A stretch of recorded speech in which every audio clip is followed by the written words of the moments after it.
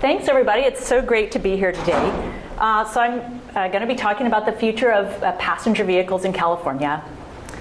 And I really wanted to transition our country to clean cars. Now, why would I do that? Well, this is a picture of my daughters, our daughters, that's my husband. And when I look at them, this picture's from a few years back, but they're really enjoying nature. And I think, I want kids everywhere to be able to enjoy nature. And I want kids, and their kids, grandkids, and all of your kids and grandkids. I want everyone to have a healthy planet.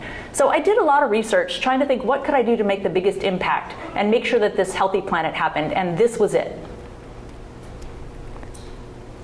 Oh, also, we have some really cool electric cars that I want to tell you about, but really, mainly it's about the kids. Yeah, the kids. So let's start with a brief history of gasoline vehicles. So gasoline vehicles really got up and running in the early 1900s. So who knows who's considered the father of the gas car? Anybody? Oldsmobile. Who's the father, the guy? Henry Ford? Yes, Henry Ford, that's right. So you probably know that Henry Ford started an assembly line production of his car, the Model T, and he made it so affordable that people started using that instead of using horses. But you may not know that in the early 1900s, not all cars were gasoline. And you may not know that Henry Ford had a bromance with another famous guy. Anybody know who that was? That's right. You said that. Yes, it was. It was Thomas Edison. So this is a picture of Edison and Ford going camping, which they loved to do together. And these are actual quotes from both of them from the early 1900s. So Thomas Edison had actually invented an electric vehicle, and Ford thought that electric cars could be the way to go. So this is one of the first electric vehicles in the early 1900s, plugged in at home, charging at home. Electric vehicles back then were really popular with one demographic. Does anybody know who it was? Women. Brilliant. It was. It was the ladies. Here's a woman hand cranking charging her electric car, and women love these cars because they were easy to start, easy to charge. They were clean and quiet. So, smart women. So Henry Ford invested $1.5 million in this electric vehicle project, and he was about to buy 100,000 car batteries from Thomas Edison. But in the end, the technology just wasn't quite there to make a car that was electric that was as affordable as the gas vehicle. So the gas vehicle won out. Also, round about that time in Texas, up from the ground come a bubbling crude, and oil became much more available and cheaper. So unfortunately, the whole electric vehicle idea was scrapped, and we have gas cars. So skipping ahead, I told you this would be a brief history, to the 1960s in Los Angeles. Los Angeles formed a valley, and by the 60s there were a lot more cars. And so something happened. They started to really gather up a lot of smog, right? And the smog was horrendous. So the feds suggested that the automakers add catalytic converters to these cars to make them cleaner, but the automaker said, oh God, that would be impossible. It's way too expensive. It's going to ruin us financially. It'll cause a complete disaster in the US. Well, in 1975, the federal government they regulated that all cars had to have catalytic converters, and lo and behold, the automakers were able to make them and still make money, and the air got a lot cleaner. At least at that time. Skip to 1973. In the Middle East had imposed an oil embargo on the US for supporting Israel. And then in 1979, there was the Iranian Revolution, and Iran cut back on oil supplies to the US. And long lines formed to get what little gasoline there was, and we realized we were beholden to OPEC for our oil. Then from the 1980s on to today, we became more and more aware of the environmental impact of gasoline. So who knows what you have to make gasoline? What is there before there's gasoline, Luca? Oil. That's right, oil, crude oil. And crude oil is by its very nature liquid and highly combustible. And when you have things that are liquid, they spill. When you have things that are combustible, they explode. No matter how many precautions you put in place, these two things happen all along the life cycle of oil becoming gasoline. So I'll give you and they cause all kinds of death and destruction and environmental harm. So I'll give you just a few examples. So at the extraction step, this is Deepwater Horizon in 2010. This was one of many accidents that have happened with catastrophic consequences. Here it was 5 million barrels of oil spilled. And then when you move oil, you can move it by several ways. You can move it by train, by ship, by truck, but the most common way is pipelines. Well, over half of the pipelines in the US are over 50 years old, and they just start to wear out, and they leak, and they spill. And so, for instance, in 2017, the Keystone Pipeline in South Dakota spilled 407,000 gallons of oil. Then you have to refine the oil into gasoline. And there are all kinds of bad explosions that can happen with that and fires. So this is the Chevron refinery right in Richmond. This is the 2012 explosion. And since 1989, there have been 4 such incidents there alone. And then once you get the gasoline over to the gas stations, you store it in these giant underground tanks. Well, a lot of these tanks leak. In fact, in the last 20 years, there have been 500,000 confirmed leaks, and they cost about $100,000 up to $1 million to clean up, and many of them still haven't been cleaned up. And all that is just along this continuum of the life cycle of gasoline. We haven't even gotten to the part where we use it and burn it in our cars. So when we use it, it causes 2 types of pollution. Carbon dioxide, yeah, and then let's not forget air pollution, right? So I'm going to start with air pollution first. So in the 2000s, all sorts of reports came out linking air pollution from vehicle emissions to asthma, heart and lung disease, cancers, and dementia. And the worst impacts are on children whose lungs are still developing. And the worst place to be is in a car, no matter what kind of car, but behind a gas or diesel vehicle. Because it turns out that the stuff coming inside your car is 4 to 10 times more concentrated than outside the car. So you really do not want to be behind a gas car. In 2013, MIT came out with a study showing that vehicle emissions cause 58,000 deaths in the US a year. And compare that to car crashes, which cause 38,000 deaths.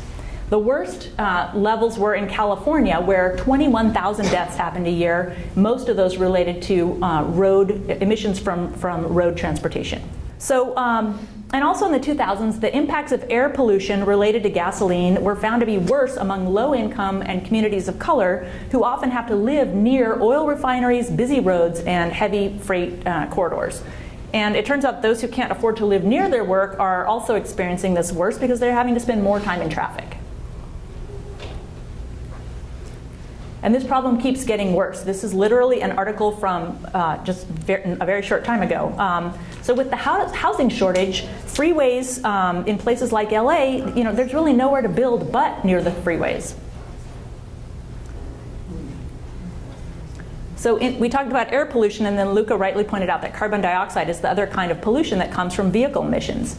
So here you can see that in California, transportation is by far the biggest source of carbon emissions, and passenger vehicles are the biggest source within that. And in the US in 2016, transportation surpassed electricity generation to become also the single biggest source of carbon emissions. Carbon dioxide isn't harmful in and of itself. It's just that when humans overload the atmosphere with carbon dioxide, we thicken the atmosphere that is our blanket. The atmosphere is kind of like a little blanket, and we're thickening that blanket and making the temperatures warmer.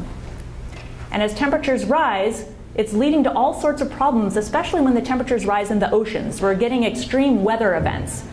Who remembers 2017? Yeah. Well, 2017 was a record year for natural disasters, the very kinds of natural disasters that are caused or exacerbated by warming temperatures, especially warming ocean temperatures. And it cost our country $306 billion. By my math, that's $1,000 a person. So if we're going to spend that kind of money, seems like it would be better spent mitigating this stuff instead of just paying for it after it happens. This is Hurricane Harvey, Hurricane Harvey's aftermath in Houston. And it looks like nature's sending a pretty clear message that if we're going to keep driving gas cars, nature's going to rise up and destroy those cars, and maybe us too.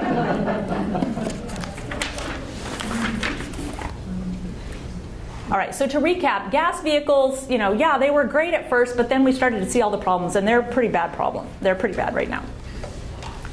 So the story continues. It's time to switch to clean vehicles, and in large part, we're already doing that. This is already underway. For many people, EVs are already a very viable option today. A 2013 report showed that 42% of people could already, 42% of households could already use EVs, and this was in 2013 before a lot of new models came out. New models that have bigger range, and they're just better vehicles. So right now, we have 25 EVs that are out there, and almost all of them have enough range to cover most of your average commute. Now, granted, if you are going to be traveling long distances, you're going to need something that's going to get you further, and we'll talk about that in a minute. But meanwhile, we already have 15,000 public chargers for long trips and 1,500 fast chargers. Electric vehicles also cost less to operate than gas cars. The fuel, which is electricity, is about a third to a half the cost of gasoline. And maintenance is cheaper as well. Regular gas cars have about 2,000 parts that can fail, whereas EVs have about 20. And so there's a lot less that you have to pay in maintenance. The car on the right is showing what they have under the hood, which is called a frunk. It's a front trunk, and that's just luggage. So in case these facts and figures aren't cutting it for you, I just wanted to tell you a little bit about our personal story. So that's obviously me. So in our family, we really wanted an electric vehicle, but we wanted one that had plenty of range, like to go up to San Francisco and back, and we needed a reasonable price. So when this Chevy Bolt came out in late 2016, it was perfect. It had plenty of range. After the rebates, it was $27,000, so it was fabulous for us. And we started out with a level 1 charger. Who here does not know what a level 1 charger is? Okay, a couple people. So when you get your EV, your electric vehicle, it comes with this, okay? And this you can plug in right into the wall. You want to pass it around? I do want that back. But it comes with this, and you plug it into any wall socket like the ones you see here, and you get 3 to 5 miles of charge per hour. So overnight, that's enough for us. We were fine with that. We would get about 50 miles of kind of topping up the car overnight, and that was great. And eventually we did install a higher level charger called a level 2 charger, so we could get 25 miles an hour of charge, just in case we needed a faster charge. But the level 1 really works for a lot of instances. We got an extra surprise on the range. So the Bolt claims to have 238 miles of range, but as you can see from our dashboard with what's called the guessometer, when we would do a lot of city driving with regenerative braking, we would often get a much better mileage than that. And here our guessometer is guessing that we could get a max of 388 miles on one charge. So we were pretty excited about that. Now we wanted both our cars to be electric, so our second car is a Kia Soul EV. And this has 125 miles of range. My husband Gerald, right here, is 6'4", and so we needed our cars to be roomy. And here he is loading 50 Costco pizzas into the Kia Soul, and they did fit. So we leased the Kia, and I recommend leasing an EV. The lease deals are available on this website that you see here, and we have it in the handout over on the table, but there are some amazing deals. So when you see the column that says down plus act, so down payment kind of, in a lot of cases you can take that almost all the way off because you get $3,000 back. If you have PG&E, you get $500 back from that. And you get $2,500 rebate from the state. So already you can start with $3,000 less than what they say. Now we did not get that unbelievable Kia Soul EV deal up at the top that's $99 a month, but we did get $139 a month, so it's coming out to about $5 a day.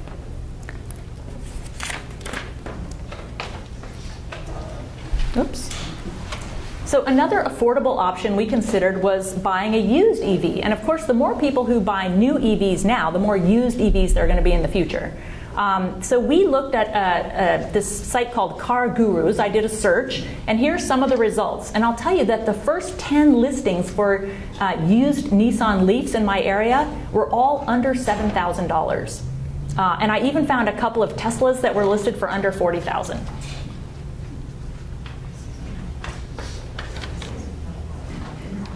Okay, so you can see already the future's pretty bright. I mean, already the present's pretty bright, but the future's really bright. And the future of EVs is really great, and so I want to tell you about it.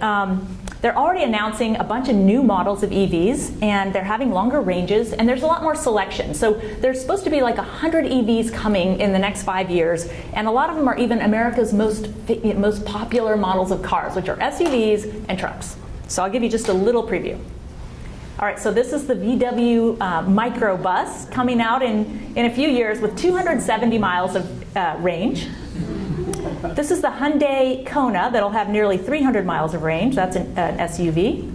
The Mercedes is coming, another Mercedes. It's an SUV with more than 300 miles of range.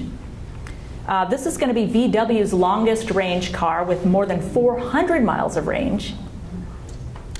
BMW is coming out with the iX4, I believe it's called, that'll have close to 435 miles of range. And then the new Tesla Roadster will have more than 600 miles of range. In the next 1 to 4 years, they're coming out. These are all ones where they're advanced enough that they have a model to show you, like at the latest car show, or there's at least a picture. And you know, there's probably a lot more coming, but they haven't been able to put out the model or the picture. And so as far as trucks, right now, a company called Workhorse is already taking orders on a truck that gets electric range 80 miles. So, you know, it's okay, but I don't know if you're going to drive your truck long distance. And a cool feature is that you can plug in your power tools. And then Tesla has said that it's coming out with an electric truck modeled off the Ford F-150 within 5 years. I don't know what the range is going to be. They haven't said, but I think it's going to be called the Model Y. So we got some pretty great cars and trucks coming. So one misconception I hear a lot is that EVs of the future will not be affordable.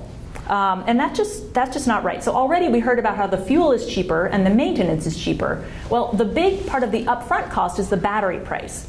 And as you can see from this, battery prices, well, they've already gone down 80% in 6 years, and they're anticipated to go much lower. So eventually the affordability problem is just not going to be a problem.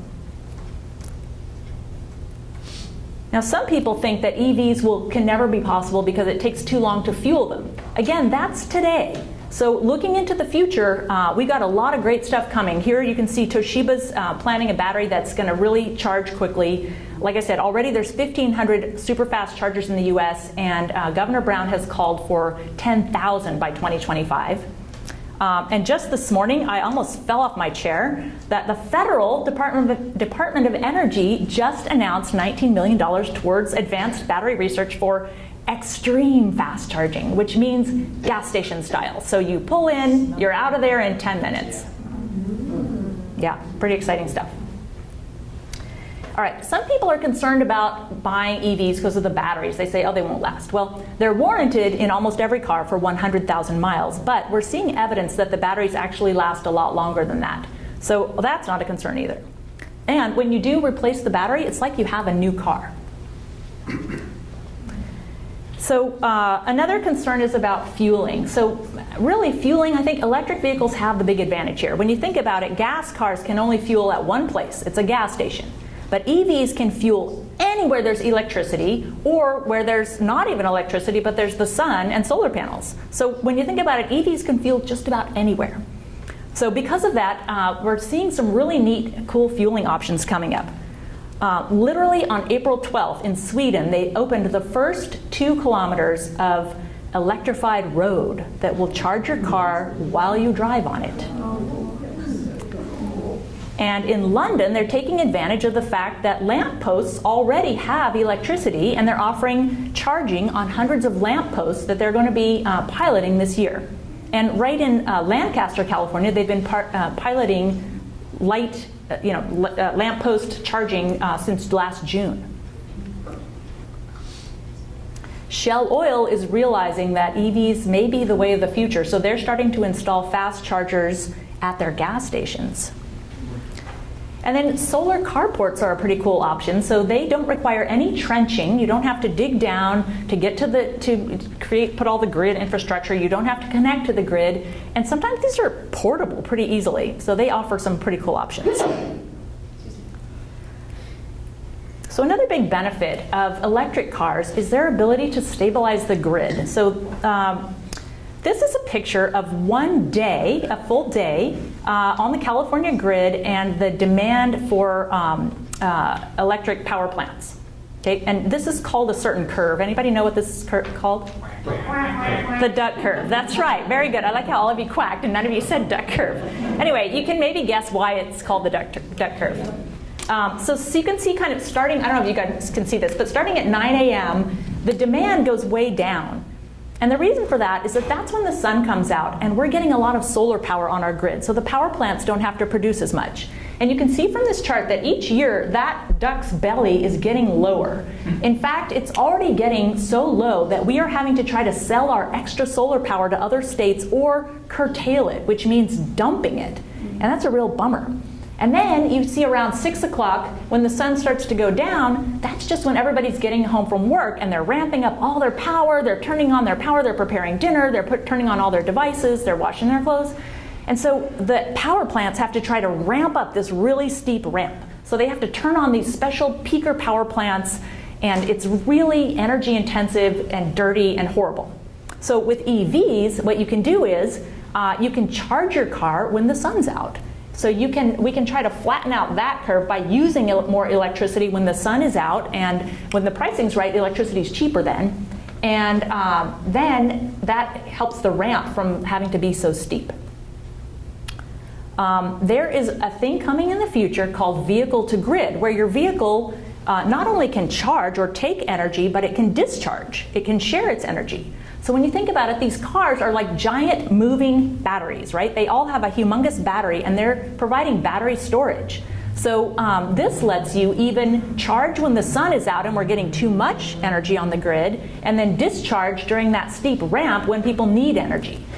So this company, it's a British company called OVO, and they are actually piloting a deal where you turn on the two-way charging, and then you get to charge up your car in the day when the price is cheaper, and you get paid to discharge at night and power your home with that energy. So that's pretty cool. So anyway, the clean car future is pretty great for all these reasons. However, time is short and we really need to move fast. So we need something that's going to give us a boost, and that thing is regulation. So even the former chair of Shell recognizes that we have had to have regulation in the future to get, in the past, to get some pretty important aspects of our cars. You know, we now have the unleaded gas, catalytic converters, seat belts, and airbags, and none of that would have come about without regulation. And the same is true with moving to clean vehicles. We're going to need that kind of boost. So what's the mechanism? Well, the world has said, or other countries have said, that it's a gas car phase out. What does that mean? It means starting with a certain model year, when you go to buy a new car, those cars will all be clean cars. They won't be gasoline cars. And generally you can keep your old gas car as long as you want, so no one's taking your car. So you can see that these various countries, like a lot of Europe is working on planning to phase out gas cars by 2040 or 2030 or even earlier. And China and India are also looking at this. So why a phase out? Well, a phase out provides something that markets crave. Who knows what markets crave? Who said that? Certainty. Yes, certainty. Yeah. So with a phase out, you get the certainty for automakers and investors and industry that there will be a guaranteed market for electric vehicles starting in this year, whenever the phase out begins, right? And for California, we sell about 2 million new cars a year, so that's like a guaranteed market for 2 million cars. So there's a guaranteed demand.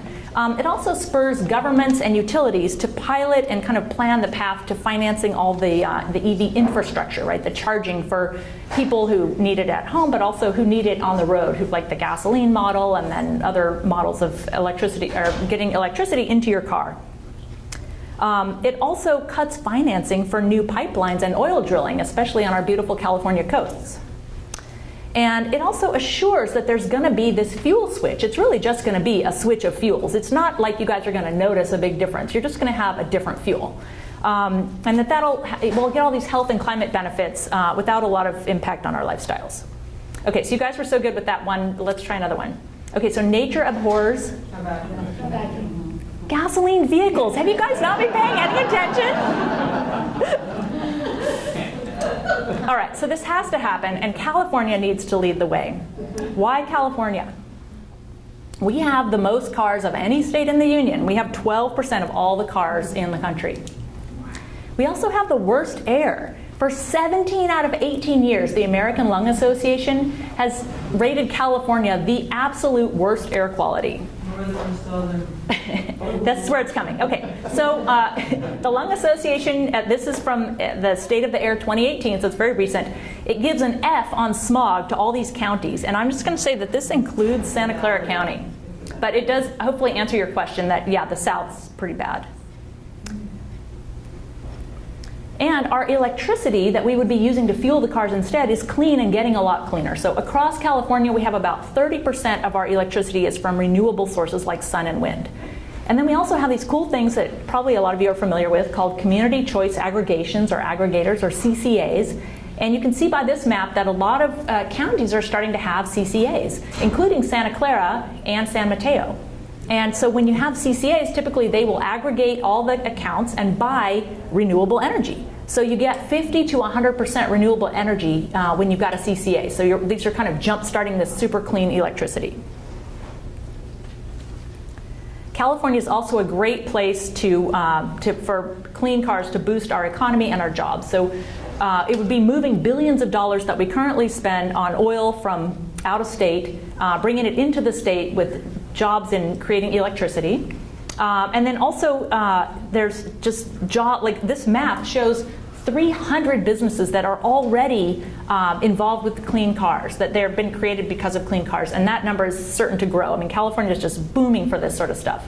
So there have been forecasts that 100 to 300,000 jobs would be created by moving to electric cars.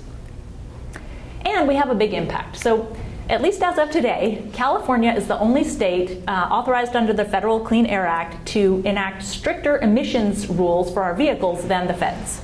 That is under a little bit of a threat if you've been paying attention to the federal government, but right now we still have it. And if we do that, the 9 states you see here in orange, they typically adopt California's commitments to certain percents of zero emission vehicles, or ZEVs. These are called the ZEV mandate states. And together they make up 28% of all the new vehicle sales in the US. So that's pretty impactful. So to recap, California really needs to be the leader. And so my nonprofit, Coltura, started to work on this.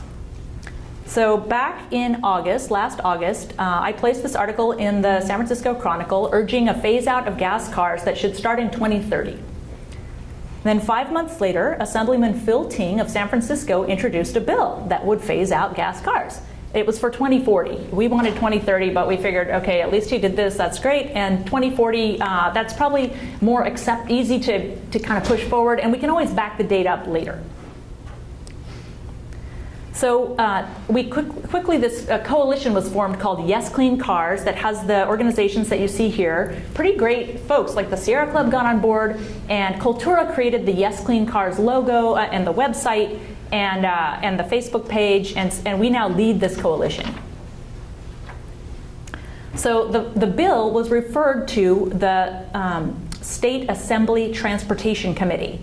And I have the people listed here because I want you to really pay attention and think if you know anybody who lives in one of those cities. Because these are the people in whose hands the fate of that bill was. So it has to get past this committee before it can go on to the full assembly. And it needs 8 votes. So these are the Democrats, many of the moderate Democrats who may have oil interests in their districts. But we got to get through to these folks. So, as you might guess, there's a villain in this story. Anybody know who it is? Trump. Well, sure, yeah. I mean, duh. He's enemy to everybody. But in this case, it's big oil, right? So the oil industry, this is an existential crisis for them, right? If this happens, they're in large part out of business. So they're freaking out, right? And it makes sense too. For every dollar they invest, they get $119 in federal benefits. So they're highly motivated and very rich. The trade association for big oil is called WISPA, or the Western States Petroleum Association. So WISPA in 2014 had an unfortunate leak of one of their documents. and it showed that they were creating all these what looked like citizen groups, concerned citizen groups who wanted gas cars to stay with us forever and thought it would be best if they weren't very fuel efficient. But there were no actual citizens behind these groups. So that's what the leak said. So the Yes Clean Cars Coalition, as we moved to try to push this bill, we saw lots of ads and media from these WISPA groups, and were very annoying. And then we would see some op-eds, and we'd think they were from regular citizens, but when we looked further, it kind of dug deeper, we'd find out that they had ties to big oil. Okay, so this is one of the most ridiculous WISPA efforts that we saw. This is a website called My Car, My Choice, as if, kind of like the gun lobby, they want you to think, oh, if we switch to clean cars, they're coming to take your car, they're gonna take your big SUV, and they're gonna make you have that tiny, stupid little car. Okay, so does anybody notice a fancy trick that they did? So they made the car really small. Yeah. In the back. comparison to... Yeah. Here, I put I did the same size square around two different things, and you can kind of see here that they picked the Fiat 500e, which is the tiniest electric car that there is, and then they decided to upsize the groceries and the car seats so they looked like they were bigger than the actual car. So, clever, huh? Well, we could not stand to let that go unaddressed, so we created My Car, My Choices. And we addressed their misinformation.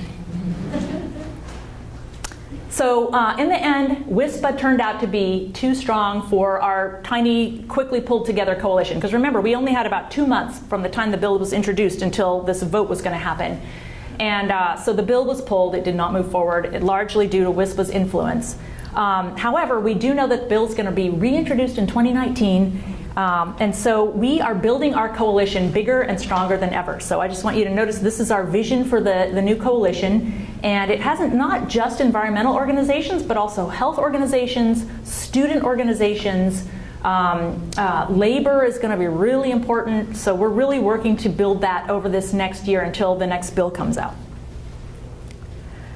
All right, so while we're doing all these state efforts, cities are really paving the way to make this transition to clean cars happen. So how many people here are actually live in Los Altos? Okay. You guys are doing some pretty amazing stuff. So this is EV adoption rates, and it kills me because the 2018 version of this is coming out like in 1 week. I was begging the guy, just like, let me have a little peek so I can tell them what's happening, but I'll let you know when it comes out. But for last year, Los Altos was at 21% adoption rate of new electric vehicles and what they call plug-in hybrid electric vehicles. So things that run on electricity that you have to plug in. Los Altos is pretty great. Palo Alto, Saratoga, Menlo Park are also up there, and these are really leading the country. Is it new car purchases? Yeah, this is new car purchases. So you make a great point. Like, this is great, 21%, but that means like 79% of people aren't. They're probably buying a gas car right now, and they're really probably, there's huge numbers of them who could be buying an EV. Is it where you buy a car or where you register? Good question. It must be where you registered. We don't sell in Los Altos. It's where you registered. Yeah. Anyway, so now it's your turn. So I wanted to take a moment and let you guys think for a little bit about what policies you think either Los Altos or your city should adopt to accelerate this transition to clean vehicles. And I'm not going to leave you hanging here. I got some examples to kind of spur your ideas. So I'd like you to just take a moment now and stand up and go meet 2 people who you haven't met before and come up with a few ideas and then write them up on the sheet over there that says policy. So I'll give you 5 minutes on the clock to do that. Coltura is trying to also change the culture around gasoline and gas vehicles. So we want to change the idea of gasoline from acceptable to dirty, unnecessary habit. And so we're working to do that in several ways. We're looking at art and performance art, media, social media. I'm just going to show you a couple of examples of some things that we've done. So this is called the gas trap, and it is a plastic dome that, as you can see, is connected by a tube to the exhaust pipe of a gas car. And so the actors, it kind of looks like it's filling up with gas, with exhaust, as the actors react inside the bubble. And so it's a pretty unsubtle way of showing that although you may not be able to see the vehicle exhaust, it is actually harming the people, especially the people closest to it. And you all kind of know that instinctively. Like you would never go put your mouth up to a tailpipe, right? You just know somehow that you wouldn't do that. So that's No idea. yeah. And this is the winner of a mural contest that we hosted called My Child, Our Future. And this is actually, the design came from a true story where the artist asked his son if he wanted to go to the beach. And his son, it's because of the fires at the time down in Southern California, his son grabbed a face mask in addition to his goggles. And this mural is located in Washington State at the intersection of about 3 freeways. It is one of the dirtiest areas you can imagine. Here are a few ideas that we've started thinking about, but I was going to have you get up and write some more, but you guys already wrote on that page anyway. So I'm going to let you do that after. I'm going to switch some things around a little bit. So think about that.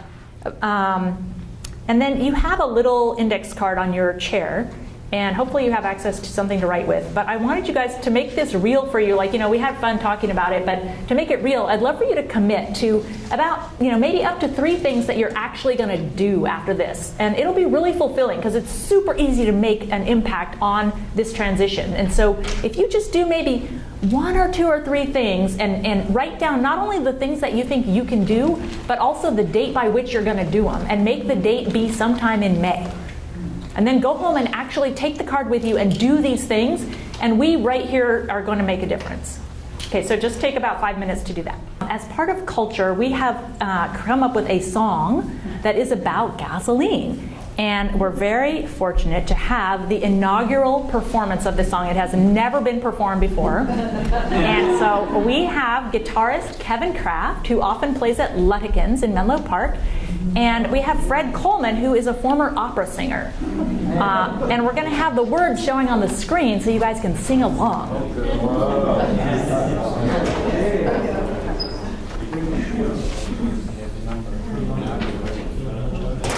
All right, so this song is to the tune of Paul Simon's 50 Ways to Leave Your Lover.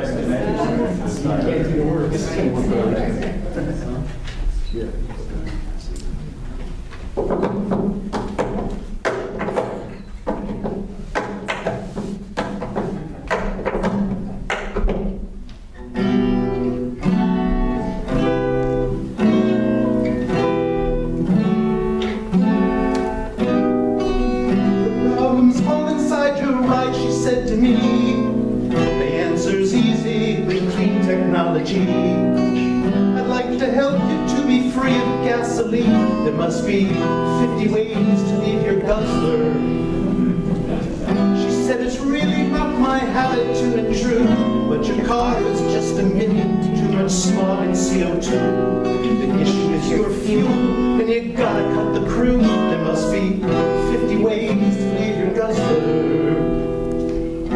50 ways to leave your guzzler. Test drive some clean car bars. Try these from BC. Hit the dealership gym and get your car clean. Test a Model X-Rex if you got the Dojo or a Model 3. Set yourself free. Just get on your bike, Mike. Stop cooking up Planet Janet. Don't poison the lampstand. Go gasoline free. Use electricity. Put the sun in the windshield. Technology's here, dear. No OPVC. It grieves me seeing you emitting smog and toxins.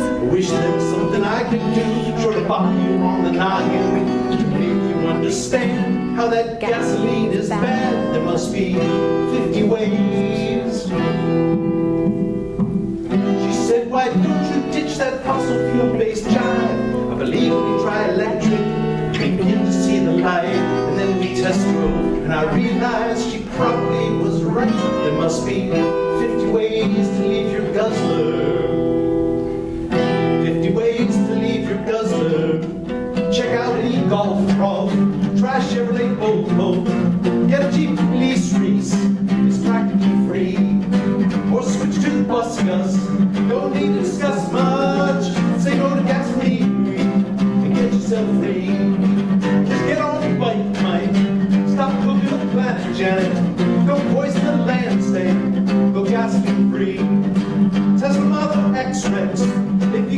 dojo or a